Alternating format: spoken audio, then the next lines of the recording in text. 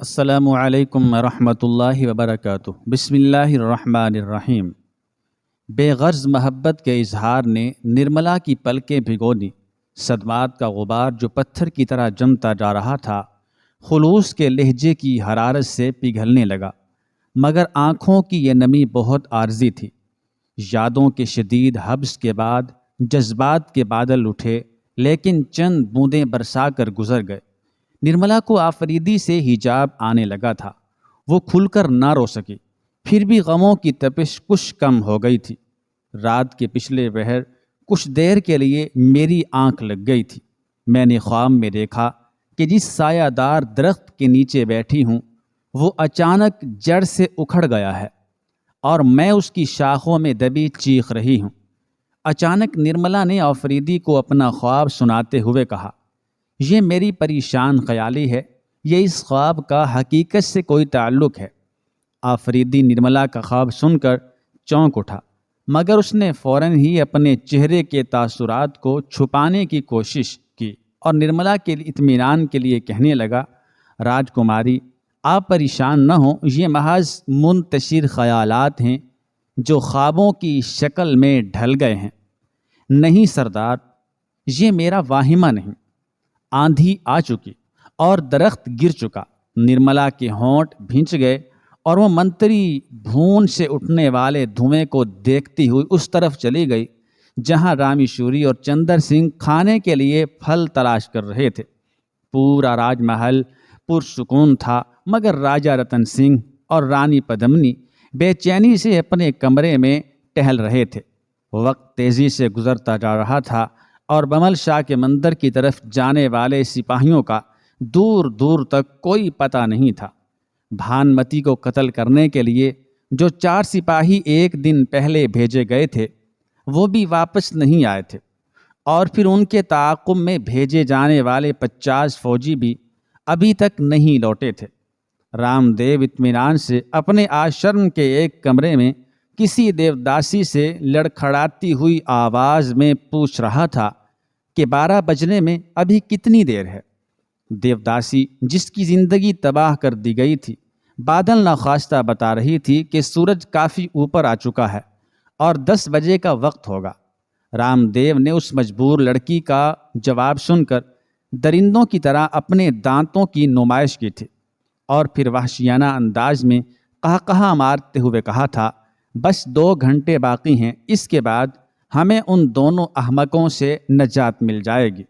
رانی پدمنی اور رتن سنگھ پر ایک ایک لمحہ گرا تھا۔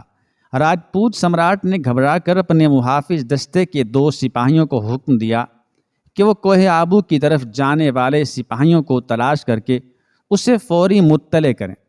محافظ دستے کے سپاہی قلعے سے نکل کر تھوڑی ہی دور گئے ہوں گے کہ انہیں ایک شاہ سوار بہت تیزی سے قلعے کی جانب بڑھتا ہوا نظر آیا۔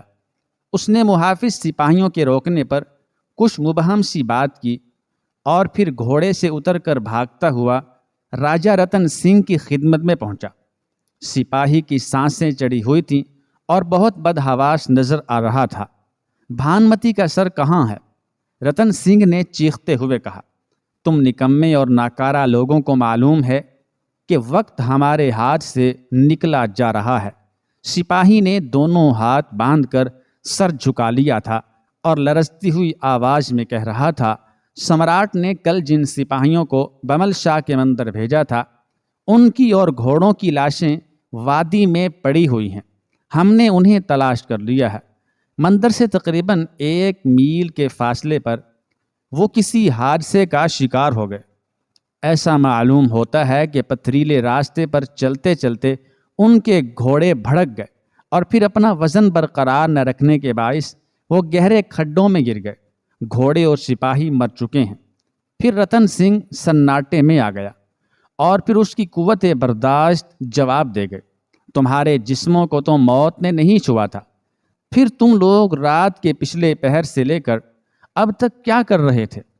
کیا بمل شاہ کا مندر کسی دوسری ریاست میں آباد ہے؟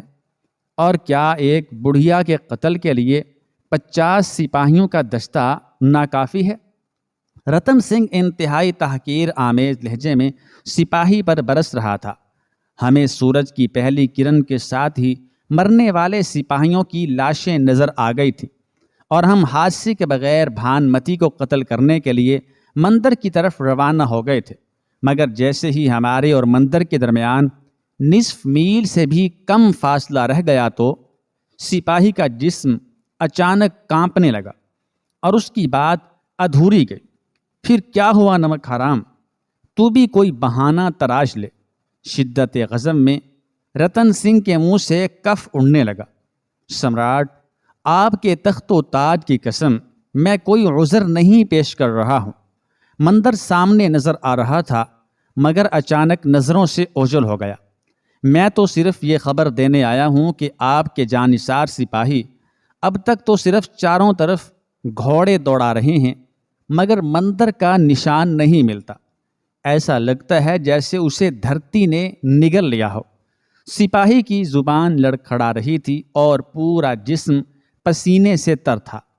جو دھرتی بھانمتی اور بمل شاہ کے مندر کو نگل گئی وہ تیری لاش کو بھی نگل جائے گی۔ یہ کہہ کر رتن سنگھ نے قریب کی دیوار پر لٹکتی ہوئی تلوار کھینچی اور ایک ہی وار میں سپاہی کی گردن اڑا دی۔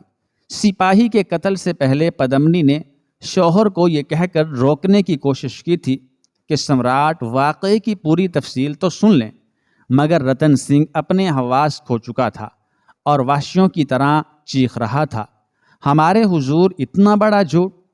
ایک ٹھکرائی ہوئی مجہول عورت گھوڑوں کی رفتار الٹ کر 50 فوجیوں کی آنکھیں نہیں چھین سکتی۔ یہ سب فریب ہے۔ ہماری صفوں میں نہ جانے کتنے غدار موجود ہیں جو ہمیں مسلسل دھوکہ دے رہے ہیں۔ اب کیا ہوگا؟ پدمنی نے حسرت زدہ لہجے میں کہا۔ 12 بجنے والے ہیں اور مہاراج کی ایک شرط بھی پوری نہیں ہو سکی۔ ہمارے اختیار میں کچھ نہیں رہا۔ رتن سنگھ پر ہذیان کی کیفیت طاری تھی۔ اب ایک وکرم سنگھ کا سر ہماری شمشیر کی زد پر ہے۔ اس کو مہاراج کے قدموں میں ڈال کر کہہ دیں گے کہ آپ ہی کچھ کریں، ہمیں تو اپنے سپاہیوں پر بھی اعتبار نہیں رہا۔ پھر رتن سنگھ خون میں ڈوبی ہوئی تلوار لے کر راج محل کے اس کمرے کی طرف بڑھا جہاں مہا منتری وکرم سنگھ کو قید کیا گیا تھا۔ رانی پدمنی شوہر کی بگڑتی ہوئی حالت کے پیش نظر ساتھ ساتھ تھی۔ سپاہیوں نے آگے بڑھ کر کمرہ کھولا اور ایک طرف ہٹ گئے۔ دنیا کے سب سے زیادہ لعنت زدہ انسان، ہم نے تیری غداریوں اور گناہوں سے بہت چشم پوشی کی مگر آج تیری سانسیں پوری ہو گئیں۔ رتن سنگھ کسی بھوکے درندے کی مانند چیختا ہوا اندر داخل ہوا۔ سامنے ہی وکرم سنگھ فرش پر چت لیٹا ہوا تھا اور اس کے دونوں ہاتھ سینے سے ذرا نیچے اس طرح بندھے ہوئے تھے جیسے کوئی مسلمان نماز پڑھ رہا ہو یا پھر کوئی درباری کسی شہنشاہ کی خدمت میں پورے ادب و احترام کے ساتھ حاضر ہو۔ رتن سنگھ نے مہا منتری کو ایک اور غلیظ گالی دے کر اپنی شمشیر بلند کی، پھر دوسرے ہی لمحے جھجک کر چند قدم پیچھے ہٹ گئے۔ وکرم سنگھ مر چکا تھا۔ اس کی آنکھیں نیم وا تھیں جیسے وہ کسی کا انتظار کر رہا ہو۔ ہونٹوں پر ایک آسودہ مسکراہٹ بکھری ہوئی تھی جیسے اسے آخری لمحوں میں نجات کی لازوال دولت میسر آ گئی ہو۔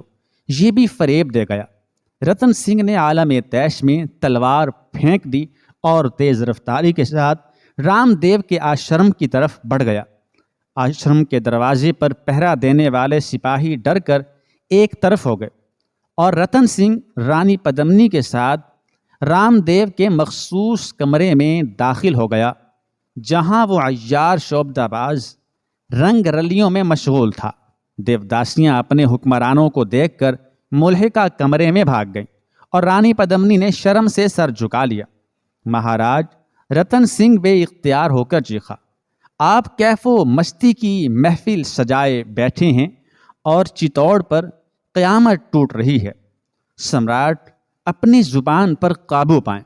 رام دیو نے آخری گھونٹ لے کر بلوری پیالہ فرش پر پھینک دیا۔ آج تک کسی حکمران نے ہم سے اونچی آواز میں بات نہیں کی۔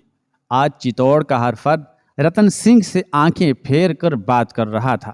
راجپوت سمراٹ نے رام دیو کی کج ادائی بھی دیکھی مگر خون کے گھونٹ پی کر رہ گیا۔ پھر اس نے اپنے چاروں سپاہیوں کی ہلاکت اور وکرم سنگھ کی موت کے واقعات سنائے تو ایک لمحے کے لیے رام دیو کا سیاہ چہرہ مزید دھواں ہو گیا، مگر دوسرے ہی لمحے اس کے ہونٹوں پر ایک زہریلی مسکراہٹ ابھر آئی۔ سمراٹ، آپ نے وقت کو کھو دیا اور وقت نے آپ سے بے وفائی کی۔ مجھے ہر حال میں بھانمتی اور وکرم سنگھ کے سر چاہیے، اس کے ساتھ ہی مجھے نرملا کماری کا جسم بھی درکار ہے۔ رام دیو نے اپنی شرائط میں اضافہ کر دیا تھا۔ وکرم سنگھ تو مر چکا ہے، رتن سنگھ نے گھبرا کر کہا۔ اس کی لاش مثالوں کے ذریعے محفوظ کر دی جائے، بوقت ضرورت اس کا سر کاٹ لیا جائے گا۔ رام دیو کی فریب کاریوں نے نیا انداز اختیار کر لیا تھا۔ نرملا کماری کا جسم تو آپ کے منتر کی شرائط میں شامل نہیں تھا۔ رتن سنگھ نے ایک اور سوال کیا، یہ آپ کا کام نہیں کہ روحانیت کے معاملات میں دخل دیں۔ رام دیو اچانک برافروختہ نظر آنے لگا۔ ہم جانتے ہیں کہ نرملا کماری اس جاب میں کتنی اہمیت رکھتی ہے۔ نرملا کو ہمارے سامنے زندہ پیش کیجیے، وہ راج دوت کا نعم البدل ثابت ہوگی۔ پھر ہم چتوڑ کی سرحدوں سے دلی کے محلات تک آگ لگا دیں گے کہ ایسی آگ جو دشمنوں کو راکھ کا ڈھیر بنا دے گی۔ رتن سنگھ اور رانی پدمنی رام دیو کے آشرم سے ناکام و نامراد واپس لوٹ آئے۔ مہاراج نے چتوڑ کو بچانے کے لیے جو شرائط رکھی ہیں ہم انہیں پورا نہیں کر سکتے۔ رتن سنگھ پیچ و تاب کھا رہا تھا۔ اگر ہم کسی بھی طرح نرملا کو پیش بھی کر دیں تو پھر مہاراج نیا مسئلہ کھڑا کر دیں گے۔ انہیں عورت اور شراب ہی سے فرصت نہیں، وہ چتوڑ کی کیا حفاظت کریں گے؟ رانی پدمنی شدید ذہنی کشمکش کا شکار تھی اور الجھی ہوئی نظروں سے رتن سنگھ کی طرف دیکھ رہی تھی۔ وکرم سنگھ ٹھیک ہی کہتا تھا کہ مہاراج کو ملکی سیاست سے علیحدہ رکھیں، ورنہ مسائل اور الجھ جائیں گے۔ اگر وہ آج زندہ ہوتا تو ہمیں کوئی نہ کوئی مشورہ ضرور دیتا۔ مت لیجئے میرے سامنے اس پاکھنڈی کا نام۔ یکا یک پدمنی کے ہونٹوں سے شرارے پھوٹنے لگے۔ آپ اس سیاستدان کی بات کرتے ہیں جو ظاہر میں ہندو تھا اور دل سے مسلمانوں کے خدا کو پوجتا تھا۔ آپ اس سے مشورہ طلب کرتے جو آپ کی بیوی کو سلطان کے حرم میں بھیجنا چاہتا تھا۔ آپ اس کی بات۔ رتن سنگھ درمیان میں بول اٹھا، اس نے کبھی ہم سے اتنی گندی بات نہیں کی۔ وہ ہمیشہ یہی کہتا رہا کہ اس الجھے ہوئے مسئلے کا کوئی نہ کوئی حل ضرور تلاش کرے گا۔ آخر کیا حل تلاش کرتا؟ پدمنی کچھ اور برہم ہو گئی تھی۔ اس نے ہمیشہ ہمارے جذبات کے خلاف سوچا۔ جو ہمارا دشمن تھا وہ اس کا دوست تھا۔ اس کی نظروں میں بھانمتی ایک پارسا عورت تھی اور آفریدی ایک مقدس انسان۔ مہارانی، حالات کو سمجھنے کی کوشش کریں۔ راجہ رتن سنگھ کا لہجہ مصالحانہ تھا۔ وہ ایسے نازک وقت میں اپنی سرکش بیوی کی ناراضگی برداشت نہیں کر سکتا تھا۔ علاؤ الدین خلجی ہمارے سروں پر آ پہنچا اور ہم اس شخص سے انتقام لینے کی بات کر رہے ہیں جس کی سانسیں لٹ چکی، گھر جل چکا اور اولاد در بدر ہو گئی۔ اب آپ کے سینے میں بدلے کی اور کون سی آگ پوشیدہ ہے؟ رتن سنگھ نے پدمنی سے سوال کیا۔ آپ اپنی رعایا کو یہ بتائیں گی کہ وکرم سنگھ مسلمان ہو چکا تھا؟ رتن سنگھ نے بڑے تحمل کے ساتھ پوچھا۔ یقیناً ہم اپنی پرجا سے یہی کہیں گے کہ اس لعنت زدہ انسان نے اپنے باپ دادا کے مذہب کو ترک کر دیا تھا اور دیوتاؤں کی نگہبانی کے سائے سے دور چلا گیا تھا، اس لیے عبرت ناک انجام سے دو چار ہوا۔ پدمنی میں پورے زور و شور کے ساتھ اپنی دلیل پیش کی۔ اس سے آپ کو کوئی سیاسی فائدہ حاصل نہیں ہوگا، راجہ رتن سنگھ نے دھیمے لہجے میں سمجھاتے ہوئے کہا۔ اس طرح عام لوگوں کے ذہن الجھ جائیں گے۔ آپ کی وفادار پرجا یہ سوچنے پر مجبور ہو جائے گی کہ آخر اسلام میں وہ کون سی کشش ہے جو وکرم سنگھ کو کوچے فنا تک لے گئی اور اس نے اقتدار کی تمام آسائش چھوڑ کر موت کو گلے لگا لیا۔ مہارانی، آپ کی یہ دلیل چتوڑ کے لوگوں کو مطمئن نہ کر سکے گی۔ ذہن منتشر ہو جائیں گے اور دلوں میں شکوک و شبہات سر اٹھانے لگیں گے۔ اجمیر کے راجپوت پہلے ہی مسلمانوں کا مذہب قبول کر چکے ہیں۔ سلطانی فوجوں کے قبضے کے بعد گجرات میں بھی اس انداز کی لہریں اٹھ رہی ہیں۔ آپ اپنے ہی دامن سے چتوڑ میں بھی اس فتنے کو ہوا دینا چاہتی ہیں۔ یہ بڑی احمقانہ روش ہوگی۔ رتن سنگھ کا سارا غصہ زائل ہو چکا تھا اور اب وہ ایک سرد مزاج حکمراں کے انداز میں سوچ رہا تھا، ہم اسے اپنے وطن سے غداری کے جرم میں ذلت و رسوائی کی سزا دیں گے۔ رانی پدمنی نے نیا ہیلا تراشا۔ آپ کی یہ دلیل بھی اہل چتوڑ کو مطمئن نہیں کر سکے گی۔ رتن سنگھ حالات کے ایک ایک پہلو کا جائزہ لے رہا تھا۔ بالفرض محال وکرم سنگھ کو غدار وطن ثابت بھی کر دیا گیا تو رعایا پر ہماری صفوں کا انتشار ظاہر ہو جائے گا۔ لوگوں کی انگلیاں اس انداز میں اٹھ سکتی ہیں کہ غدار وکرم سنگھ رشتے میں رانی پدمنی کا حقیقی چچا تھا۔ اگر یہ حقیقت بھی نظر انداز کر دی جائے تو لوگ خواہ کچھ اندیشوں میں مبتلا ہو جائیں گے اور ان اندیشوں کا فائدہ بہرحال علاؤالدین کو پہنچے گا۔ رانی پدمنی خاموش ہو گئی۔ اس کے چہرے پر نفرت و غضب کا عکس نمایاں تھا، مگر زبان خاموش تھی۔ پھر وکرم سنگھ کے خلاف یہ سارا ہنگامہ کیوں تھا؟ کچھ دیر بعد پدمنی نے رتن سنگھ سے سوال کیا۔ یہ ہنگامہ اس کی زندگی تک محدود تھا۔ رتن سنگھ نے جواباً کہا، ہم اس پر تشدد کر کے آفریدی کا پتہ دریافت کرنا چاہتے تھے کہ اس طرح آپ کے جذبہ انتقام کی تسکین ہوتی تھی۔ ہمارا یہ ارادہ ہرگز نہیں تھا کہ وکرم سنگھ کو قتل کر دیا جائے، مگر وقت کی رفتار کو کیا کیا جائے کہ اس بار بھی ہم پیچھے رہ گئے۔ ہم وکرم سنگھ اور نرملا کو درباری حلقوں سے دور قید تنہائی میں رکھنا چاہتے تھے کہ چتوڑ کے دوسرے لوگ ان کے نظریات سے کوئی تاثر قبول نہ کر سکیں، لیکن ہمارا یہ منصوبہ بھی ناکام رہا۔ پھر آپ وکرم سنگھ کی لاش کا کیا کریں گے؟ رانی پدمنی نے الجھتے ہوئے پوچھا۔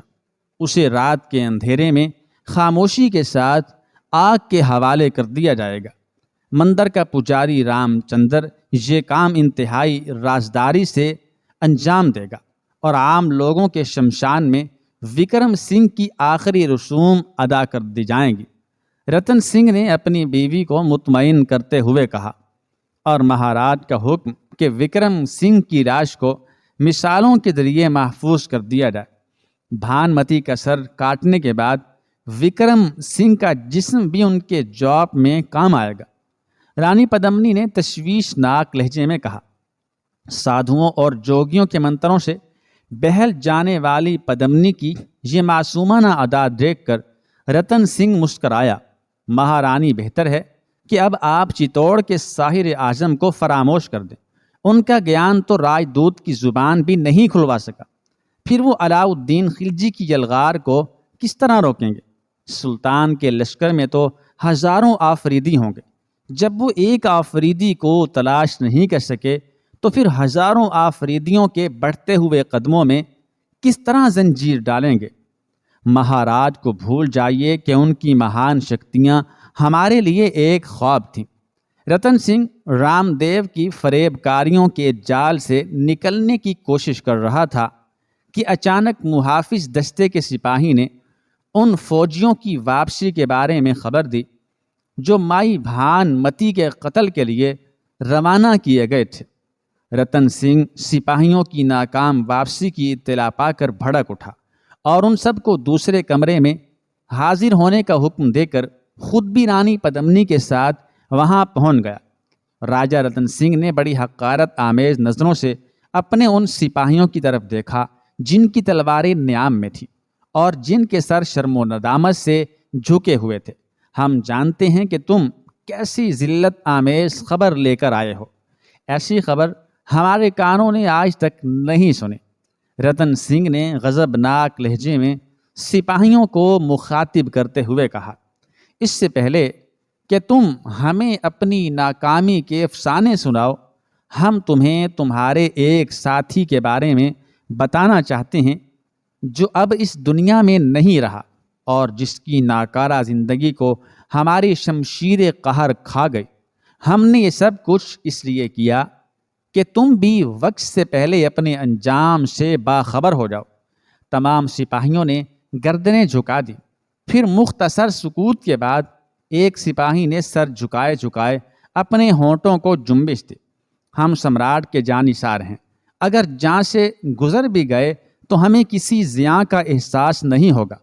ہم نے سپاہیوں اور گھوڑوں کی لاشیں دیکھنے کے بعد اپنی جگہ طے کیا کہ مرنے والوں کی موت کا تجزیہ تو ہوتا ہی رہے گا، لیکن اس سے پہلے ہمیں بھان متی کا کام تمام کر دینا چاہیے۔ اس ارادے سے ہم لوگ آگے بڑھے۔ پھر ہم نے کوئی 1 میل کے فاصلے سے بمل شاہ کا مندر دیکھا۔ ہماری منزل قریب تھی، مگر جیسے ہی ہم نے نصف فاصلہ طے کیا، مندر ہماری نظروں سے اوجھل ہو گیا۔ یہ بڑی عجیب بات تھی۔ ہم سب بھگوان کو ساکشی یعنی گواہ بنا کر سمراٹ سے عرض کرتے ہیں، بہت دیر تک ہم اس فریب میں رہے کہ ہماری آنکھوں کی روشنی زائل ہو چکی ہے، مگر جب قریب و جوار کے دوسرے مناظر صاف دکھائی دیتے رہے اور مندر کا ہلکا سا عکس بھی نظر نہیں آیا تو پھر ہمارے دلوں پر ایک نامعلوم خوف سا طاری ہو گیا۔ مجبوراً اپنے ایک ساتھی کو آپ کی خدمت میں روانہ کیا گیا تاکہ اس ناقابل یقین صورتحال سے آپ کو مطلع کیا جا سکے۔ اس سپاہی کی روانگی کے بعد بھی ہمارے گھوڑے چاروں طرف بھاگتے رہے، مگر بمل شاہ کا مندر ہماری نگاہوں سے روپوش ہی رہا۔ پھر ایک اور عجیب واقعہ پیش آیا۔ جب تمام سپاہی قلعے کی جانب واپس آ رہے تھے، اس وقت کسی شاہسوار نے پلٹ کر مندر کی طرف دیکھا۔ بھان متی کی عبادت گاہ دوبارہ نظر آنے لگی تھی۔ ہم پھر گھبرا کر پلٹ پڑے، مگر جیسے ہی چند قدم آگے بڑھے مندر ایک بار پھر غائب ہو گیا۔ ہمارے ساتھ یہ کھیل کئی مرتبہ کھیلا گیا۔ اب سمراٹ آپ کو پورا ادھیکار ہے کہ ہماری باتوں کو سچ جانیں یا جھوٹ سمجھ کر ہمیں کڑی سے کڑی سزا دیں۔ یہ کہہ کر وہ سپاہی خاموش ہو گیا۔